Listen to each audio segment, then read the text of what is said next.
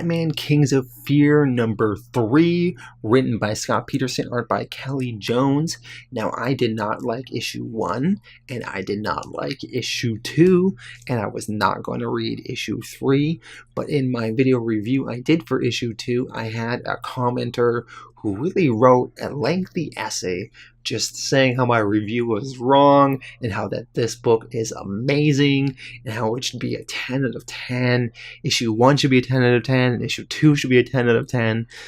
So, I mean, he sort of convinced me that I gotta give this book another shot. And I have to say, for me anyway, I thought this book was an improvement. I was really starting to get more of a feel for what the storyline was going to be. But this book is not a 10 out of 10. A 10 out of 10 means it's a perfect book. There's no room for improvement. This book is going down in the Hall of Fame of comics. I think 1 or 2 books a year, maybe tops, can get 10 out of 10 for me in my rating scheme. So I'm not giving this a 10 out of 10. Alright, so the story in this book is that Batman has been dosed with the fear toxin by Scarecrow, and Batman is tripping hard. He's hallucinating. He doesn't know what's imaginary and what's real. Scarecrow is watching him. Eventually, they get into a very dangerous situation where the Scarecrow almost dies, and then he tells Batman, "Are you crazy? You almost got me killed." And Batman's like, "I don't know, you tell me."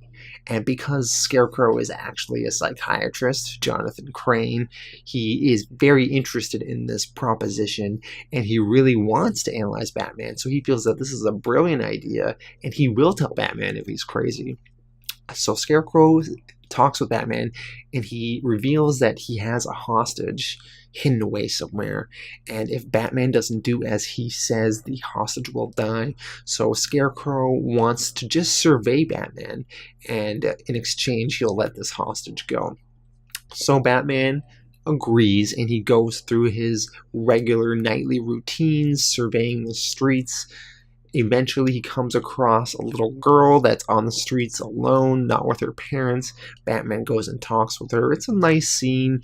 The girl is not with her mom. She just wanted to go to the store and buy some food. And Batman's like, "You really shouldn't be out this late at night." And he walks her back home. Nice moment. And then the Scarecrow and Batman go into this building where Scarecrow has this one hostage. And he tells Batman that he's been dosing Batman with this fear toxin all night, so Batman really has no chance in a physical fight. So Batman is not going to be able to beat everybody up and get his way through the situation that way. So Scarecrow says if he lets Batman psychoanalyze him and come to a breakthrough, then he will let the hostage go. So the only way Batman can get out of the situation is by talking, not through violence. So that's a pretty interesting idea. And that's where this issue ends. So the next issue, they're going to explore that psychosis of Batman by Scarecrow. And I think that's a pretty interesting concept. So I'm excited for next issue. I thought the artwork in this issue was fine. It was good. It was like the last few issues, very 90s style. Batman with the long ears, the Batmobile in that classic animated cartoon style. That was an animated series. So it has a very unique, distinct look. So I would give this issue a 7 out of 10. And let's see next issue if this series continues that upwards trajectory or if it kind of drops off and they don't do much with this Scarecrow concept that they could do. Kind of a toss-up, but I'm rooting for it.